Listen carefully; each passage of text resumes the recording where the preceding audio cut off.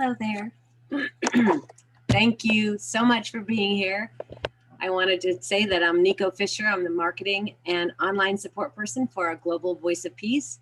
Welcome here today, everybody. I'm really excited to be here, and I hope you are too. We are bringing you week 2 of our 4-week series called Gender World, To Be or Who to Be, subtitled Learn from Real People and Real Stories. Today, our presenters are Dr. Marilyn Volker and Jessica Lamb, and they'll have various guest speakers telling us their stories. So my role for you today is to be the communication between you and the presenters and guest speakers. With that in mind, I have 2 things that I want to share with you, bits of housekeeping. If you have, because we have a few speakers, I would love it if you could mute yourselves for most of the event. Unless you are speaking, of course, you do what you need to do. You can do that by hovering over the Zoom menu on the lower part of your screen and just click on the microphone icon, and that should put a diagonal line through that icon. And then if you want to ask a question, go ahead and type it in the chat box and make sure it's seen by everyone. If you do not see the chat box on the right-hand side of your screen, just hover over the Zoom menu once again and click on the chat box. I have the distinct pleasure of introducing Gillian Soleil, the creative director of a Global Voice of Peace website. Gillian has been working on this project for more than 20 years with the dream of bringing you events just like this one. Thank you, Gillian, for your tenacity, and the floor is yours. Aloha, everyone, and mahalo, Nico. The tenacity of you hanging in with me the last 4 years of this production of website making and all that technology that I'm learning. So, and your beautiful opening presentation. Thank you so much for creating that. And she's my co-host on all these sessions, so you'll see her every week. And once again, we have the extreme pleasure of sharing an hour with 2 amazing and passionate experts in the field of gender identity, sexuality behavior, and the journey associated with claiming who you are. Dr. Marilyn Volker, a well-known worldwide expert with over 50 years of experience. Her knowledge, concern, and passion is the driving energy that keeps her going in whatever direction is needed to create a peace of place, a peace of mind, and the peace of spirit for those who are exploring who they are. Her colleague and co-presenter, Jessica Lamb, a powerful force as a proud activist, educator, philanthropist, ally, and advocate for gay, lesbian, and transgender issues. Her desire to share and expand the understanding of the gender world knows no bounds. Last week, we entered into this fascinating foray of the gender world and all its challenges. Jessica shed light on and opened us up to a world that society has not considered the norm based on gender and sexual behavior choices and the struggles of how to be in society. They introduced an umbrella of terminology, meanings, and designations that keep expanding with each generation, seeking freedom to explore and express who they are. Today, we're going to hear from real people with real stories, as Nico had said. So we will have guest speakers with us that Jessica will introduce. And if you have struggled with your own identity, maybe you'll find some answers here for yourself. So with great admiration and love, I welcome Marilyn and Jessica, and Marilyn, I'm sure, will be on shortly. Right now, here's Jessica. All right. Well, so I'm going to take over from my cohort. I believe Marilyn probably got caught up with an emergency with a patient. So she may join us later. She may not. We will have to wait and see. But other way, we do have some panelists here with us today, 2 of which will share their stories. But before we get into their stories, I want to kind of fill you in a little bit on what we talked about last week and maybe introduce you to some new things.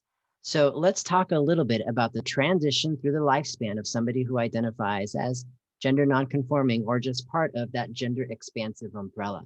So some of the terminology that we talked about last week is some of which. So we talk about the emerging gender nonconforming between children and adolescents. So in this particular slide, I'm going to concentrate a little bit more on adolescents and our younger community, as we're starting to see over the last, as soon as the last 5 years, we have been seeing an explosion of gender variant kids coming out of the woodworks. We have childhood gender nonconformity. So CGN, this is a phenomenon in which prepubescent children do not conform to expected gender-related sociological or psychological patterns or identify with the opposite sex gender. Now, it doesn't necessarily mean that this child will grow up to be transgender. This has many forms reflecting various ways in which a child might relate to their gender. I find it really fascinating that a couple years ago, and I think it's probably been almost 7 years now, that Disney released their greatest movie of all time, Frozen, the one that made all this money for them and introduced 2 new characters, are Queen Elsa and Princess Anna. Now, many young boys were fascinated by Queen Elsa. And so we found some boys who, would be typically cisgendered young boys wanting to dress up in Elsa costumes and play this magical character from that movie. It doesn't necessarily mean that they're transgender, but they just wanted to present this way. And it's also very fascinating to see that over the last 5 years, we've started to discover and find new role models in the media. And I'm going to introduce you to a couple of these role models, but it is a huge community of individuals. There's many influences under young transitioners. So, there are kids who didn't have role models before, and if they felt a little different, they didn't have a role model or somebody to look up to and say, oh, that person's like me. We all have this sort of central thing about ourselves where we're looking to discover who we are. That question of who am I? That's just a basic human question. And some of the influencers right now for these young transitioners are people like this, Jazz Jennings, who Jazz came out at the age of 5 years old to mom and did not like to dress up like little boys, used to wear onesies and would unsnap the bottom of the onesies to make it, more of a dress for himself at the time, but always communicated to mommy, I prefer the pink sippy cup, and always communicated in more feminine terminology. Now, being that, young Jazzy was raised in a home with parents who created a safe space for the kids to express themselves, Jazz felt comfortable sharing that. Now, last week I came out to you and let you know that I was transgender. Yes, I have male designation at birth. So on my birth certificate, actually still says the M on there, regardless that I live my life now as a woman. I haven't changed that particular gender marker yet because here in the state of Florida, there are no laws that permit me to do that. Now, there are some sympathetic people in Tallahassee who might change it for me as a favor, but there's no laws ruling for or against me changing that. And that varies from state to state here in the United States, and it varies throughout the rest of the world. So, I didn't have a safe space at a young age to tell mom or dad that I felt different than others. This is, you think about yourself and how you relate to gender at a very young age. When you were very young, you had a sense as to what your gender was. For someone who identifies as gender nonconforming or transgender, that is very much the case. But in their minds, it's completely opposite than what their genitalia shows. And that was the case with young Jazz Jennings, who transitioned at the age of 5, who is now in her 20s, which is unbelievable for me to say. But and she is now this beautiful young woman here and has transitioned and has lived her entire life pretty much as a young girl, regardless of what her birth certificate had said. So we have here in the media, if any of you watched the TV show Supergirl, Nicole Maines is a young transgender woman, also transitioned very young in age, in her teen years. She's actually a twin. You might want to look for her book. She does have a book there, so you can just Google Nicole Maines, M-A-I-N-E-S, I believe is how you pronounce her spell her last name. And here's a character who's a superhero on TV. And imagine this, 10 years ago, there was not a superhero on TV that was transgender. And here we have a character on a popular TV show. This young person was also on another popular show called Glee. I believe was also on America's Got Talent or one of these voice shows, was a fabulous young singer. She in female presentation, sang with people like Celine Dion, David Foster, great, incredible vocalist. And recently, over the last couple of years, transitioned. And it now goes by the name of Jake. So is a trans man at this point and is still singing. So it's amazing to hear this person to sing as she was as a female and how he sings now as male. And of course, he now identifies with the pronouns of he and him.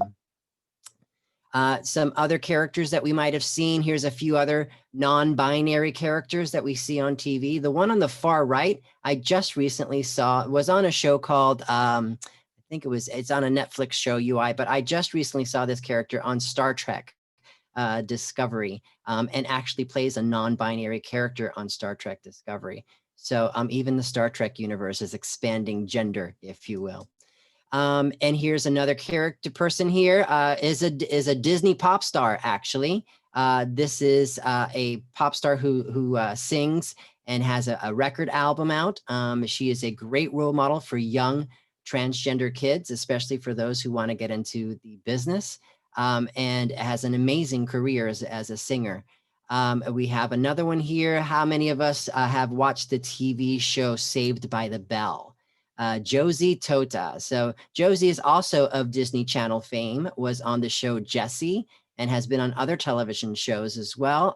One called Champions, played a young gay boy on that show, but now is on the reboot of Saved by the Bell and plays a transgender character on that show. So we see this person who transitioned, and we saw this person transition throughout their childhood. And we saw this person in last week's presentation. This is the amazing Desmond. And as you can see, the amazingness on there.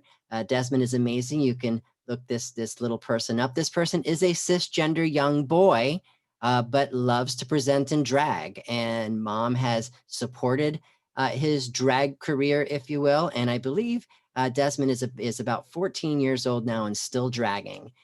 So it was more than just a phase for this individual. So now we've got better educated parents. When I was growing up, there was no Oprah Winfrey show for my mom to figure out why her child had expressed that the gender that I felt was not the one that I was. So she didn't know, but we have now celebrities with transgender kids who didn't know that Warren Beatty and Annette Bening has a transgender son. That's pretty amazing. We have here also Angelina Jolie, another transgender son in this family here. And here's Charlize Theron. We have, a beautiful trans kids. So we have all these celebrities bringing their kids. This is a non-binary individual, Magic Johnson's child. I think this person goes by the pronouns they and them. But we have here Magic Johnson. And then those of us who watch Sex and the City, here's another young man here, was born with a designation at birth as female, but has transitioned to male. We have a very supportive parent right here in Cynthia Nixon. So there you have a lot of parents now. And we do have a parent in our panel today that will share her experience with her child. So we have increasing numbers of gender nonconforming youth, and these are being referred to care. So last week we talked a little bit about the umbrella terms. So it was at one point where transsexual and transvestite were the only two terms that were being used through the 20th century. Up until probably around the 1980s, did we start getting some other terminology. Transvestite was a term that eventually turned into cross-dresser. And then there's also drag queens and drag kings. And then towards the end of the 90s and into the turn of the century is where the term transgender came from. And transgender was the umbrella term to refer to these individuals who identify as different than what their gender identity was at birth. So what we have learned, though, is the transgender umbrella has now become much more gender expansive with various umbrellas underneath it. So we talked that, so there's a lot of broadening of commonly held definitions of gender and perceived norms. So of course, cisgender, we talked about cisgender being that what I feel about my gender here in my mind matches what is in between my legs and what was put on my birth certificate at birth. Somebody who identifies this way would be cisgender. We also determined that you could be cisgender and gender nonconforming at the same time. If you were a drag queen like RuPaul, who has no desire to have any surgeries or changes to their body, but likes to present in female clothing, is a cisgendered gay man who dresses in drag. So cisgender is an important term also for the trans community, because when someone who is transgender, who may identify as a transsexual, may transition from F to M or M to F, they may also fall under what would be a cisgender umbrella postoperatively. Why? Because now when I look at my genitalia, it matches what my brain says about me. So that can be a little bit confusing, but this is where we get into terminology like trans man and trans woman. Some people might disassociate trans man as somebody who was born a man and dresses up like a woman. It's actually the opposite. A trans woman is someone who is male to female, or M to F, or born with a gender marker at birth that said male and who identifies female now, and who has undergone maybe some surgeries, gender reassignment surgeries, and now identifies as a trans woman, or maybe even drop the term trans and just say I'm a woman. Trans man would be the opposite of that, where it's somebody who identifies as F to M. And we do have someone in our panel who identifies as a trans man, and will share their story as well today. So we talked about transgender being an umbrella term. Transgender is a term now that we are sort of dropping, and we're using now gender nonconforming, GNC. And so that is the umbrella term for that. Then there's the non-binary, which also falls under the gender nonconforming umbrella, but is in itself its own umbrella, because someone can identify as non-binary and not desire to have any surgeries and such. And then there's gender queer, which has nothing to do with any of that, and just means that this person likes to present in clothing that they're comfortable in, whether it's feminine or masculine. And for somebody who's gender queer, they may not want any hormones, they may not want any surgeries, they might not even feel the need to go see a therapist. These are people who present a certain way. So all this we learned last week. These are umbrella terms which are not confined to one gender narrative of experience. So gender expression is how gender is communicated to others. There's that choice of name, there's that gender pronoun, there's the visual presentation, and there's the interest based on stereotypes. Now we're going to have a mom here today who might share a little bit about her experience with her child with these different types of communication that this child is expressing, as far as pronouns or choice of names, or even their interests based on whatever stereotypes there are. And then there's gender roles. These are attitudes and developing personality based on masculine or feminine behaviors. So when we think masculine or we think feminine, we think sometimes masculine is more aggressive. We think maybe feminine is a little more passive. We may think somebody who's masculine is emotionally closed. If somebody was feminine, they're more nurturing, masculine display of strength. There's also friendliness. If you're feminine, they tend to be more friendly, they say. These are behaviors and values and attitudes that a society considers appropriate for either male or female. Traditionally, men and women have completely opposing roles. So, but these are society-based, because this isn't always the case. And we might want to talk a little bit masculine and feminine with our panelists today. And I will join you today as one of the panelists too, being transgender myself and having lived this experience with children. So anyhow, at this point, I'd like to go ahead and bring in our panelists and talk a little bit with them. And I see we have here Jennifer, who's on there with us, and we affectionately call her Mama Solomon. So Jennifer, go ahead and unmute yourself, introduce yourself, and let us know a little bit about your experience and about your wonderful young child that you have in your life. Sure, thank you. First of all, I'm going to apologize for my internet. If I go in and out, and if I go off, I'll try to get back on. But all day today, it's been throwing me off calls. So my name is Jennifer Solomon. I live here also in Florida, and I'm the proud mom of 4 children. My oldest, actually, I have 2 rainbow children, I like to say. My oldest identifies as lesbian, and she is happily married to her beautiful wife. They just celebrated 3 years. She came out to us probably about 18, her senior year of high school. And then I have a 20, gosh, when they're in their 20s, you kind of forget what those ages are, right? 23-year-old son, cisgender son. I have a 19-year-old cisgender daughter. And then the real reason why I'm here is to talk about my youngest. So my youngest is Cooper. Cooper identifies as a boy. He uses male pronouns, but the gender expression that Jessica was just speaking about is feminine. So I like to describe Cooper as, we use gender nonconforming, although Cooper just says he's Cooper. He doesn't really like a label. But when you talk about the gender expression, the gender identity, he identifies as a boy. He has never wavered from that. Of course, I know in the future that that may change, but at this point, he has been very consistent that he identifies as boy. He's a boy who likes girl things. So Cooper's presentation, if you looked at him, if you passed him on the street, you would think he's a 10-year-old little girl. Cooper now has long hair. Dresses fancier and more stylish than any girl I know, applies makeup, and really has, when we look at stereotypical likes, their girl. He dances, he does ballet. Like I said, he loves makeup. I'm actually in his room because he's doing cheerleading in the other room, which may throw me off the internet. He's doing that virtually. But all the things you would think of a typical 10-year-old girl would like, he likes. And really, we saw this very early on when Cooper was old enough to really have a preference. I'd say about 18 months, 2 years old. And it's really funny to look back in pictures because I see it.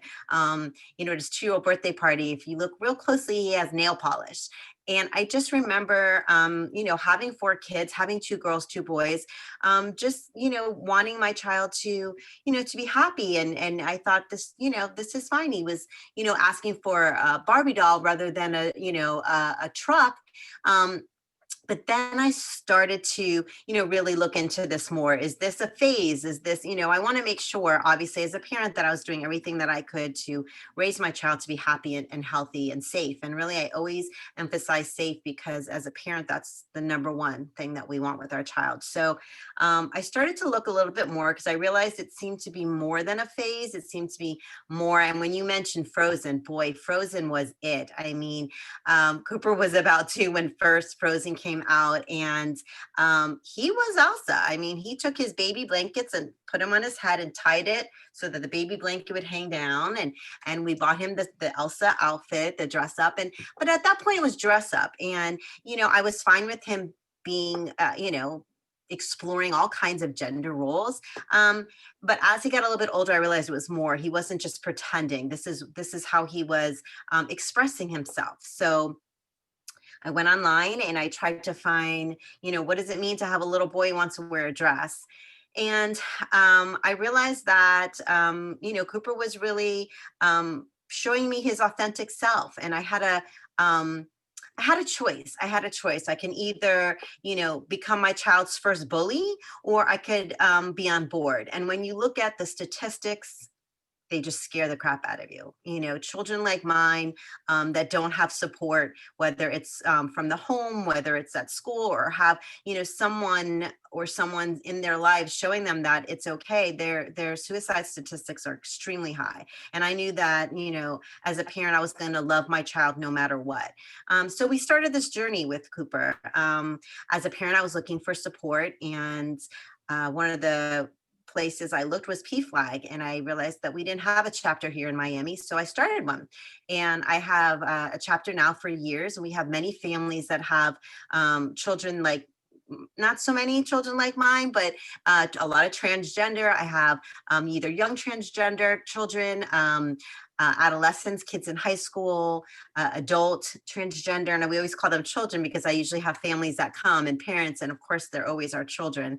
And we look to support each other, and that's what really has always helped me is to find others that I can talk about my worries, get advice, and get support. And that really is why PFLAG was so important to me.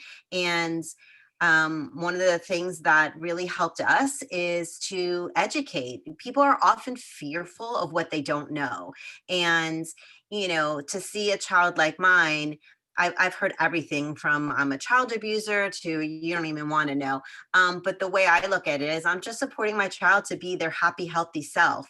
And if there comes a time that Cooper decides that he wants to cut his hair and he wants to wear, blue jeans and become very masculine, I'll support him. If it comes a time that Cooper, his gender identity changes, I would support him as well. But right now we just follow his lead. And that's something I always tell parents, kids know who they are. They often say, well, when did Cooper realize? Well, when did you realize that you were a boy or you were a girl? It's something you know. And I think that nowadays children are able to express themselves either better, or they're safer, or there's those mentors you talked about out there. Cooper loves YouTube and TikTok and all that. And there's so many cisgender boys that are expressing themselves with makeup, and it's okay. And I think that as society embraces that, we all have different legs. When you put on the slide about the gender, what was it, like the personalities, I'm laughing because Cooper's got a lot more of those masculine, personalities. So I was like, oh, there it goes again. He just, he breaks all the stereotypes everywhere. But as his parent, I've just tried to show him that it's okay to be who you are. And, we've gone into the schools and brought education to the staff so that, I always worry my child would be bullied. And we've been very lucky that he's really been embraced. I'm not gonna lie, middle school scares the hell out of me. But he seems to have a very strong foundation in who he is, and he feels proud of who he is. And he's made friends that just accept him. And the easiest way to really describe Cooper is the opposite of a tomboy. So Cooper's a small child who, a tomboy is a little girl, right? Who doesn't like typical girl things. So, maybe they don't like wearing dresses. They want to, climb trees or whatever the other stereotypical things that little boys do. And society looks at them as strong and wow, that's, she's going to be a leader, but boys like mine that, are called sissies or, girly boys. And that's always a negative thing. And we're changing that, and I think this generation is really showing, they're showing it's okay for a boy to show that softer side. And if you look at men's clothing now, it's pretty amazing. There's definitely a more feminine flair to it. Listen, I transitioned in my 20s in the 1990s, but I look at boy clothes now. I'm like, oh, maybe I should wear some boy clothes because they're so cool looking. So yes, I see. It's true. They've gotten so much more fashionistas. Absolutely. So maybe society is embracing that, gender expression, gender identity isn't just those boxes that we put people in, that it's more of a, a spectrum. And that's how I look at it with Cooper. So I've got a beautiful, fabulous boy that I think could be the next, who knows, Tommy Hilfiger, because I'm sure when, these designers that make these fabulous clothes were little, maybe they were a little bit like my child. So that's kind of our story. I mean, I'm happy to answer any questions. Like, don't know if I explained it correctly, if you understand, but we just live our life following, his lead. And so far he's pretty cool. Yeah, so we talked about last week about insistent, consistent, and persistent behavior. Let's look really quickly at gender development as it goes through life. And so as gender development, here's a little timeline for you. So first off, the majority of adolescents and adults experiencing gender dysphoria report having gender nonconforming thoughts and behaviors as young children. I can tell you my thoughts of being in the wrong gender started at about 4 years old, at my earliest of all memories. The difference being is that I didn't have such a wonderful Mama Solomon that I felt safe to share about, oh, well, I don't like to present this way, Mom, can I wear this? I grew up in a very, very conservative Hispanic family. My parents were Cuban, so I knew that I could not share this. And if I did, I would be met by a belt by my father who would spank me to become a boy. Boys were not allowed to cry, and I wasn't allowed to express my emotions. So, but the majority of individuals, and we'll have our next panelist share a little bit, throughout this timeline, how it was for him. But, between 18 and 24 months, children develop the ability to label gender. Okay, so most kids before the age of 2 would be able to say, oh, that's a boy, that's a girl. It's interesting that for me, when I go to entertain at a children's party, because that's what I do for a living, is I entertain at children's parties, and I'm a disc jockey as well. That's my other job aside from being an educator here. But I was at one party and there was this young boy who with long, beautiful, long blonde curly hair. And I'm there setting up for his party and he runs up to me and immediately introduces himself as, "Hi, I'm a boy." And I'm like, "Oh, I know you're a young boy because your mom hired me to come here." But it was interesting that that was the first thing that came out of his mouth. Why do you think that he probably introduced himself as a boy? Think about it for a moment. With the long hair, most kids probably confused him for a girl all the time, and he didn't identify as a girl. So he made it clear right off the bat that this is how he identified. Now, it so happens that he came from a Jewish family, and in this family, they are a bit conservative, so they don't cut the children's hair until they turn 4 years old in a ceremony called the Opshrin. So this is why the young boy. So it's not that this little boy wanted long hair, or it wasn't that the child identified as a girl or wanted to dress up in dresses or anything along that lines. It was because of their family's faith that the hair was long, because it was a ceremony when he comes of age that they actually cut it.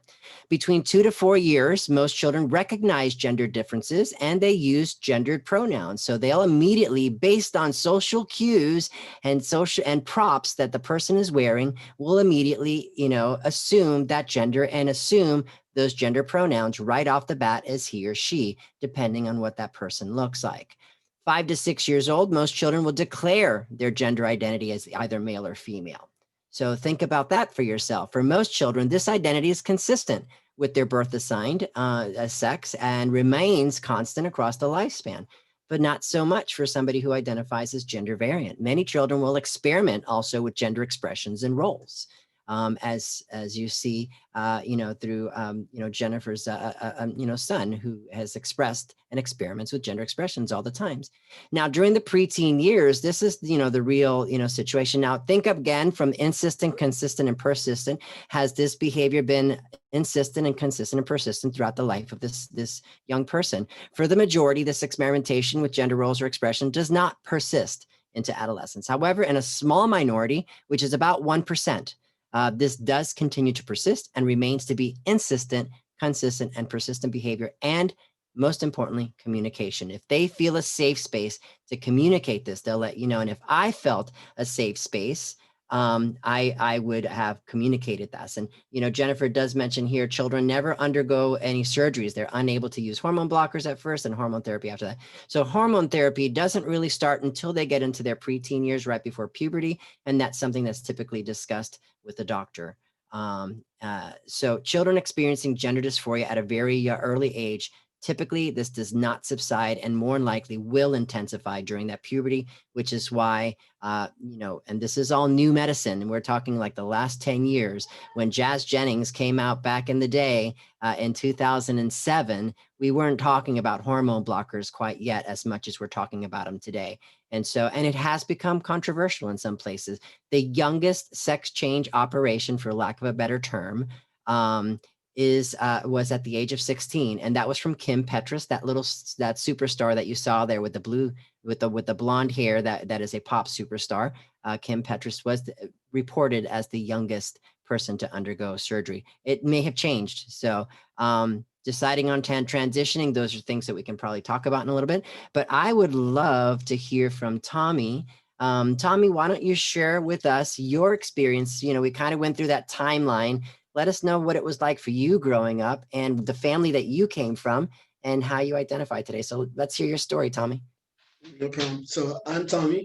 My story is quite unique. So I was born in Panama City, Panama. I was raised here in the United States of America.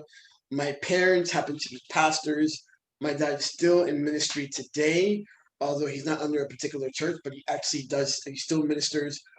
Since COVID, he now does lives on Facebook and on Instagram, and so I grew up basically hiding for a long time. At first, I thought that I was gay, so I identified as a lesbian, probably all the way up to my late 20s, and then after some time bodybuilding and presenting in a very masculine way for a very long time. I mean, if you looked at me, I got stared at a lot because I was super androgynous, always had a very low voice, always very masculine presenting.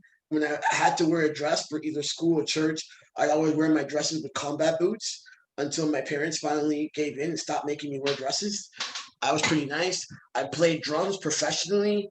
I was just very, very like super masculine, right? And so, and I knew that like something was up, but I didn't know exactly the words to put it into a language. And I also didn't want to transition, mainly because I thought it would affect my dad's ministry. You know, I grew up. The church that we went to was like at least 2,000 members. It was a huge church, and I was like the main drummer of the church. My dad was also the youth pastor and the principal of my school. So it was very, very a lot of pressure to perform a certain way. I remember growing up as a child. Um, Anytime that like there was another kid that had any gender non-conforming expression, I would get blamed somehow that I was influencing the kid and I would get punished. And it was like a whole thing. So I learned really the life of how to be incognito, right? How to like present you as one way when I'm around certain people, and then presenting to you another way when I was around my friends. Well, that could get pretty tiring. And so maybe like when I was, I don't even know. I'm horrible at timelines. Actually, what happened yesterday, I can't tell you. But my best friend at the time was like, "Hey, so I think you're either intersex or transgender," and that was the first time that someone had told me that, and I was very happy for this conversation because um, I was in the middle of my bodybuilding career, and so my body was actually looking pretty damn masculine, and people were very, very. I either get really, really good responses, or I get very violent responses, or people actually want to hurt me. I've gotten kicked out of the bathroom at least 3 or 4 times before transitioning. So when I went to the doctor or the therapist, excuse me, after a couple sessions, she was like, you are transgender. So it took me a minute to swallow that pill, but I also did not have the language to tell it to other people, especially my parents. So what I did was I took my parents to a therapy session with me, and I came out there because I was like, okay, I love them and I don't want to hurt them, but if I don't do this, I'm going to hurt myself, and I'm pretty tired of living in pain. So um, when I told my parents along with the therapist, and my dad was like, I've known since you were 4 years old. So that was like a bittersweet pill because I was like, okay, this is not something new to him. He's not going to freak out. But at the same time, I was like, we could have done this so much earlier. We could have like, I don't know, transitioned earlier. And then my mom, she was she took it a little worse than that. So my mom started crying and bawling and feeling that me and my dad were somehow uh, keeping something for her. But eventually, my parents came around, and like so, my mom and both my mom and my dad refer to me as their son. My dad talks about me in his sermons now, and so it's a very different uh, reality. My parents could have definitely been like, throwing Bibles and hell and brimstone at me, and they did not, thank God. But I think it also came down to like me allowing them the space to mourn the loss of their daughter and then like celebrate their son, right? And so their daughter was, at that time I had problems with addiction. I was really angry and stuff, and I had a different way of being. When I transitioned, I got sober, and I have a very different way of being. So it's more peaceful, definitely more comfortable, I would say. So that's pretty much my story, and I'm really sticking to it. It's a great story, and thanks for sharing that. So, in many aspects, some of us who identify under this gender nonconforming umbrella, many of our stories come from a very similar space. We all have a very personal story to ourselves. So, we all have our things, but the common thread, if you will, is the fact that we don't feel comfortable sometimes in our own skin. But you don't have to be transgender to not feel comfortable in your skin. But for us, it just goes a little deeper than that. So, you know, I remember my mom talking to me about that. I lived a very happy life, but my parents didn't divorce until I was an adult. So for the most part, throughout my childhood, I had married parents who were happily in love. We went on family vacations. We had dinners together, at the dinner table, and we had wonderful conversation and seemingly great little Hispanic family. And yes, there was a smile on my face many of the times, and I was seemingly happy. Yet my mother would describe me as someone who had a cloud over their head. Everything seemed happy for this child, but there was a dark cloud that was there. And she described to me later in life that after I came out to her, is as if that dark cloud disappeared. Yes, there's moments that I'm sad and she sees the sadness in my face, but that dark cloud isn't storming on top of me like it used to when I was younger. So, the question was asked, how old were you when you transitioned? So Tommy, you said in your late 20s.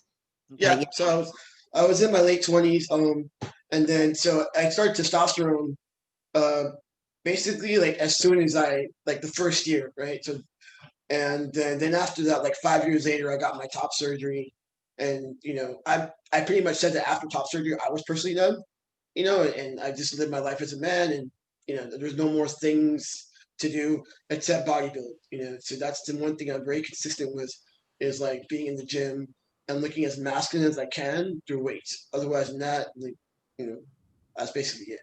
Incidentally, I'll plug you right now, Tommy. Tommy actually wrote a book for trans men and how to work out that, so you want to share a little bit about that?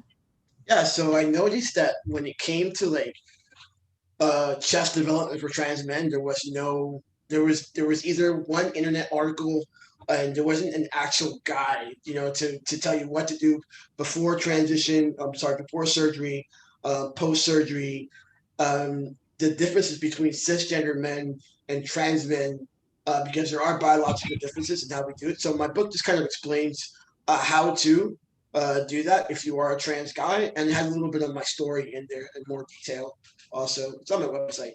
Awesome. Okay, put that in the chat window so people can have that there as well. And then as far as for you, Jennifer, there's no plan of any sort of transition plan for your child, is there? Yeah, so I get the question too, like when did he transition? So he's transitioning. He is living his life just the way he is, and there really was not a moment. And when I look back in pictures, I see it was always there. Yeah, there really isn't, because he's, another term for him, gender fluid. The thing, sometimes we get confused. People get confused and they think he's non-binary. So non-binary is very different than what we consider, what we call Cooper gender non-conforming, because he does have the binary. Cooper, identifies as male. I am a boy. I'm gonna be a boy, and again, it's really his expression that's different. So non-binary would be, and I've discussed with him. You don't have to pick boy or girl. You could, but he does. He wants to pick boy. So if I had to predict, I think maybe, later on in life, he might explore that non-binary, but maybe not. So yeah, as of now, we are just boy, girl clothes. And has there been any discussion on, what puberty might be like for him and what that might feel like if he would desire to hormone blockers or go on hormones at some point because he doesn't want those heavy beards or that big muscle? Yeah, so that's really, if you ask Cooper his worst fear. My son is pretty hairy. My son has a full beard, and Cooper, even as a baby, would look and go, "Ooh, yucky!" Like he does. One thing that completely flips him out is body hair, and I've discussed with him. He's really lucky right now. There's laser hair removal, and I said, I don't ever want Cooper to think that his identity is wrong because he doesn't want to look that way, right? Like, to me, that's something, the way he feels. If he feels boy, then he could be a boy with no body hair. We can do that.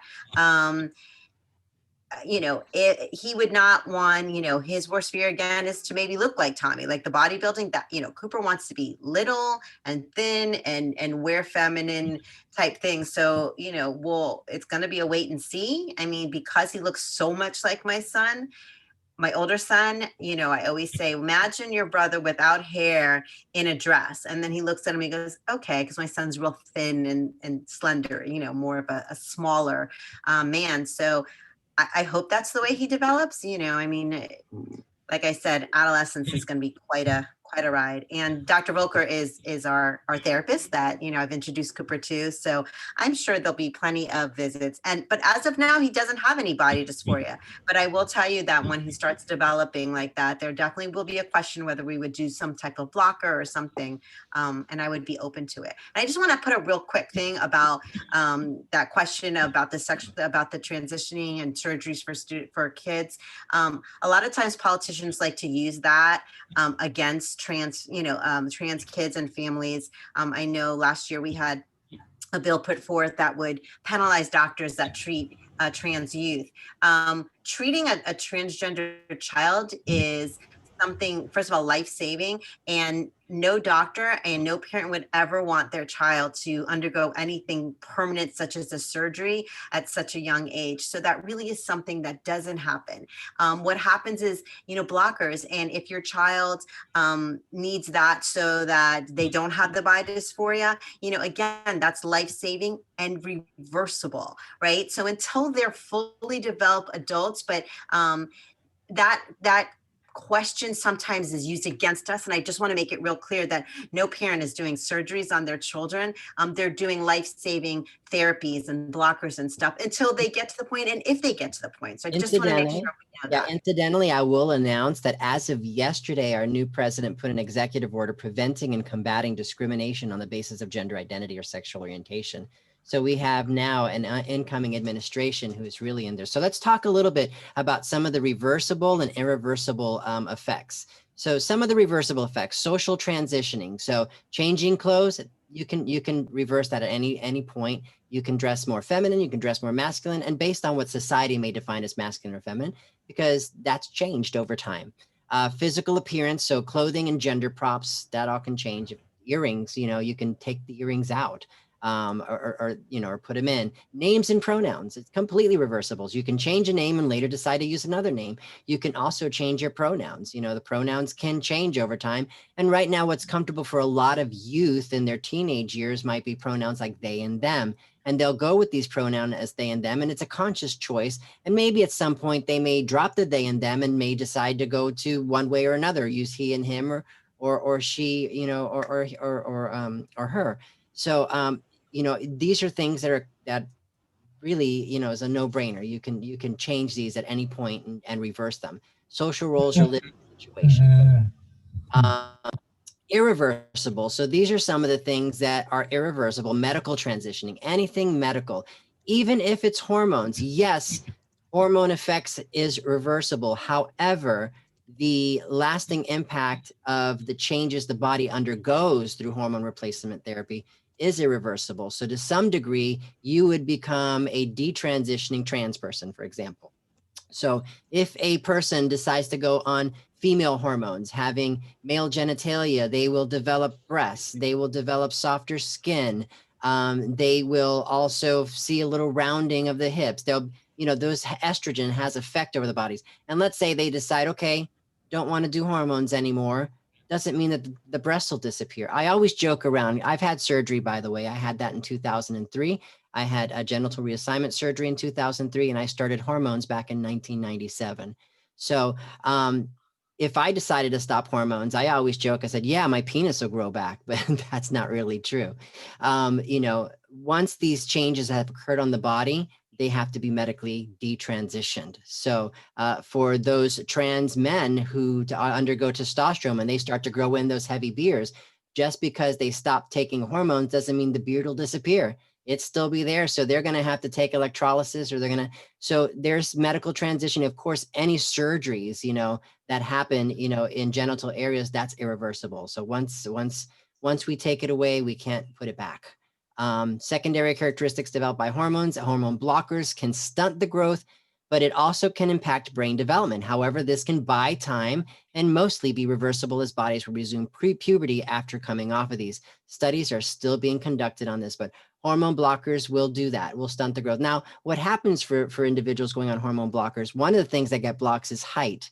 So for somebody who may identify as male that goes under hormone blockers, that might stunt their height as if they decided to remain male. So there's things that you would discuss with a doctor as far as hormone blockers. And of course, all surgeries are irreversible. You would have to have more surgery to correct those things. These are the challenges in puberty for females, breast development, growth spurt. Now think of yourself as a trans person as I'm going through this, and your body is now betraying you, and these things are happening to your body. Increased fat deposition in hips and thighs and buttocks, body hair growth, first occurrence of menstruation, which is traumatic for trans men. Male, there's the increase in testicular volume, enlargement of the penis. That's unwanted because then you can't wear a bikini, right? Increased muscle mass.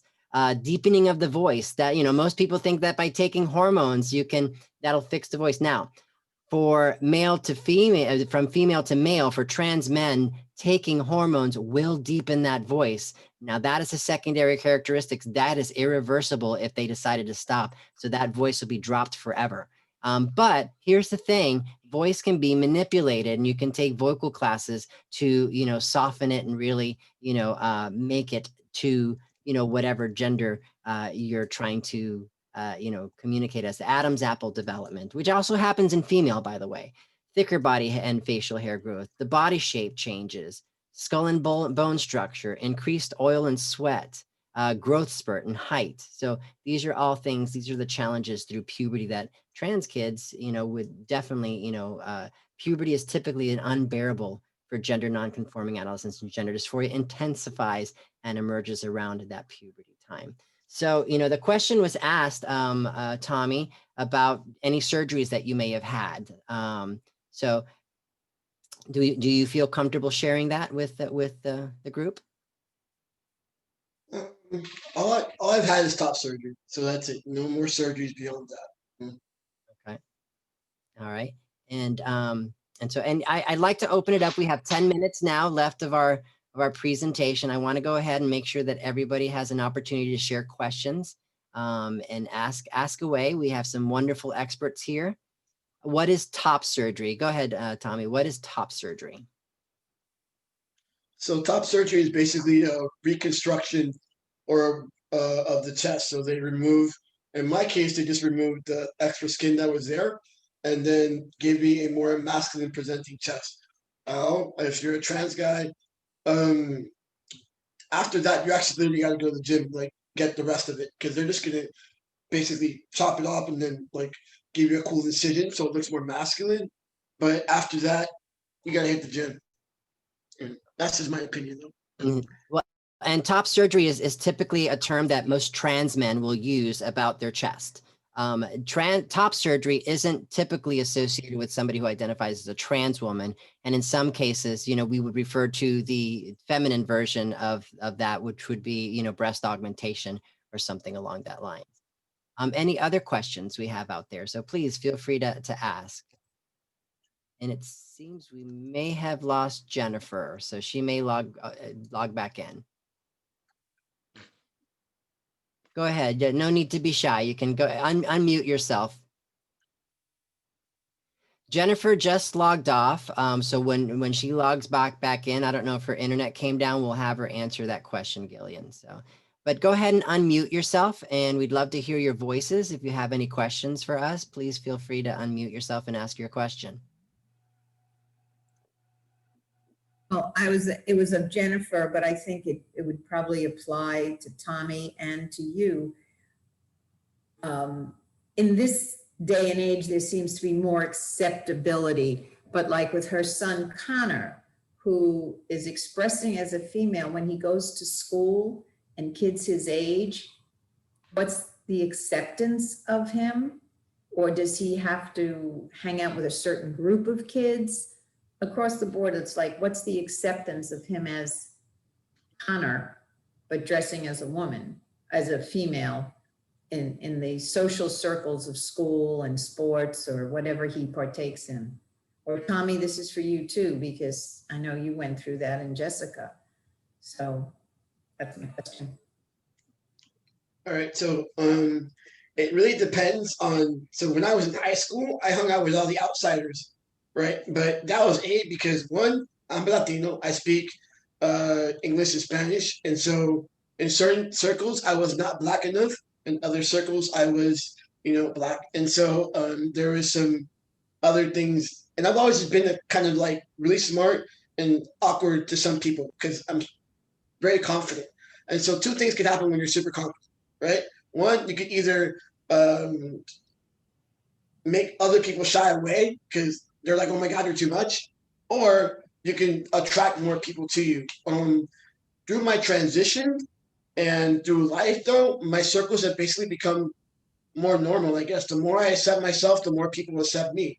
When I walk out in the street, though, I'm not going to be like, hi, my name is Tommy, I'm trans. That's not what I do. You'll find out if you like research me, because I'm not like a closet case, but I'm not out like with a trans flag either saying, hey, I'm trans. It's like, And if you don't like me because I'm trans, well, there's a door. I don't really need you anyway. That's just, but I walk my path like that, super alpha. Like I didn't transition to make anyone feel comfortable.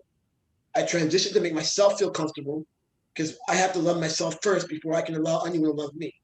So when it comes to hanging out with people, it's basically normal people. Like, and even my clients are like all conservative Jewish people, that I train in the gym, or people from Argentina, Latin people. Like nobody ever says, and when they find out, they're like, "Oh, okay, cool, that's awesome," and then moving on. Because I don't make it a big deal. It's not, especially now in this day and age where there's more people know more about trans people and there's more healthy trans people in the media, and the more that we have uh, different narratives around our stories, right? We're not like the downtrodden, crazy, mentally disturbed people how they were trying to portray us. The more that dies down, the easier our lives are. But most of my friends are cisgendered, happy people. And the older the youth gets, we live in a more gender expansive universe, if you will. But when we're talking about young children, we're still living in a very binary world. And the way we teach our kids today is in very binary ways. Think about, how you group your children. Now, when I do trainings, I talk about what's called creative grouping. So who are you alienating by grouping them in this way? So what's the most common creative grouping? And it comes right out of the mouth of kindergarten teachers. Boys over here, girls over there. But how does that alienate the young boy who thinks they're a girl, or that young girl who thinks that they're a boy, or believes that, or feels that, or if they're even questioning that?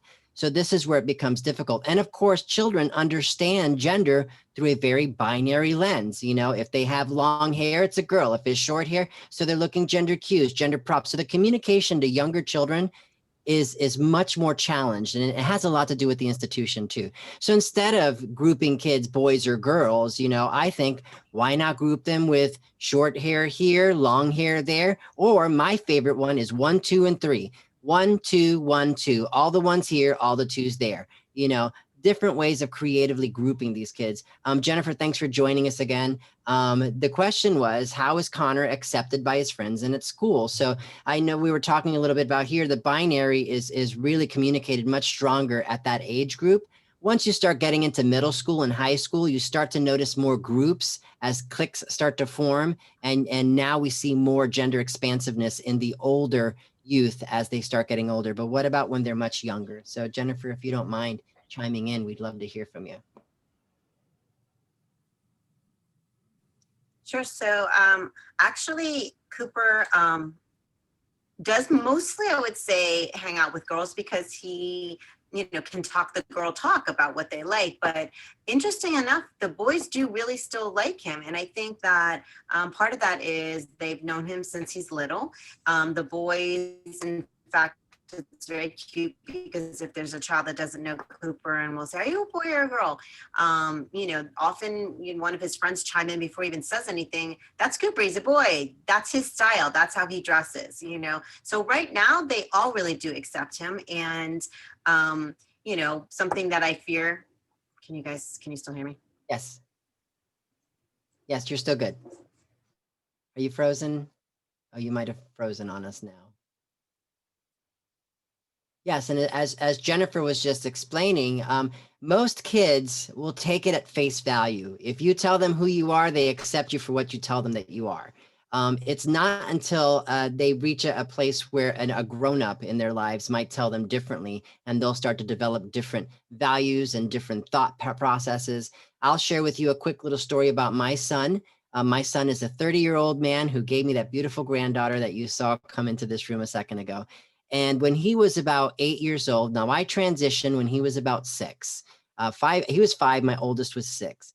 And about 7, 8 years old, I come to pick up my son from school, and I'm here. Of course, I've transitioned. I present as a female, and they know me as such. They know I'm a woman, but they know that I'm also their father. So how confusing can that be for a child? Actually, it's not. It's quite simple for them. They see it in that way, black and white in that way, actually. It may sound like a gray area, but it's really kind of black and white for them. And this is the best way I can describe the situation to you. So I come to pick him up after school. His mom and I were divorced at the time, or separated. And here I am picking him up after school. And I come to the teacher. I'm here to pick up Christopher. And a young girl notices me in the room and yells to the back of the room where my son Christopher is playing with his toys and says, "Chris, your mom is here to pick you up." Now this is me, and I'm like, oh, And so here my son looks up to see, gets half expecting. He thought it was his day to be with his dad, and he thought half expecting he was going to see his mother there, because I'm biologically his father, just in case you're confused already. And so he looks up and says, "Nope, that's my dad."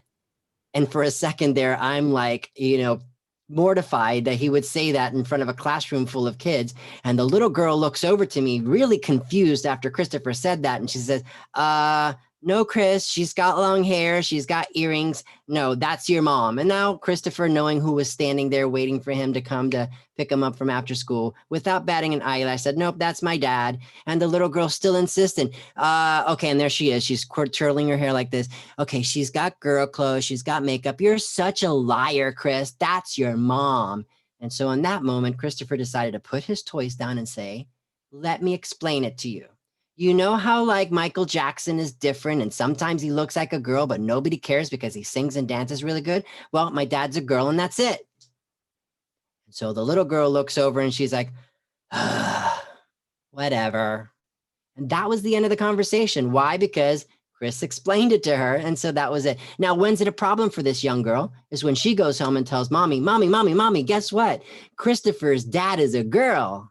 Now, depending on the values on this little girl's mom, you might hear a lecture, and I might get in trouble with the school for showing up at, in female presentation, which has happened to many trans parents. But the point of the story is children will take it at face value. They will believe what you tell them.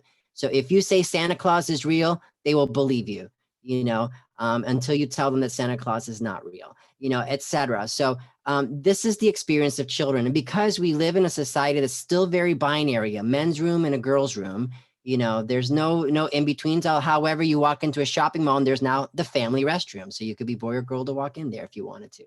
So it's really just about educating, and this is changing, and the language is changing. And like I said, the older this youth is getting, we're starting to see more of this gender expansiveness in our world. So I know we've run out of time already. I don't know if Jennifer was able to log back in or not. Yeah, I'm here. I apologize. Today is just, yeah, my internet just keeps going out. I'm here, and everything you said, I do agree with, that the kids will believe what you tell them, and if they're raised in an environment where it's normal for everyone to just express themselves, that's the way they're gonna live their lives. So absolutely. Yes. So we trust cis kids with their gender right away, while trans kids are constantly asked to jump through hoops. And we tell those who are intersex that we know better than them. So let me leave you with that thought right there. So any final questions before we close up today? I hope we learned a little something here today. If there's any final questions, I'm sure our panelists will be happy to answer them. Go ahead, Gillian. I just am so touched by the acceptance, Jennifer, that you've shared of your children. And what was really touching was the importance of loving your child, no matter who and what they are. Yes, society has put a lot of labels. You got to be, and it doesn't have to be about gender. There are many families that say, you need to grow up and be a doctor, or you need to be a lawyer. And, they say, no, I want to be an artist. No, artists don't make money. You've got to do something. You could do your art at home at night. But, we have these pressures across the board. And I think the most important message I got from you and Tommy and Jessica is to be who you are. And it's not just about gender, it's to be who you are on any level. And that hopefully people will be more accepting. And as Tommy said, when you come out and say, this is who I am, I'm a doctor, I'm a lawyer, that's what I need to do, that's my passion, you get accepted. And if you don't, well, goodbye to those people that can't accept you. You're not here for other people. Basically, you're here to be happy and emanate that. So I really appreciate all this information because it's giving me a whole other world to look at, that I have friends, you know, the old saying, I have a friend who's gay or this or that. No, but I do know people who have struggled and parents who have struggled. So keep doing the work. This PFLAG is fantastic. I hope it's all over the country now.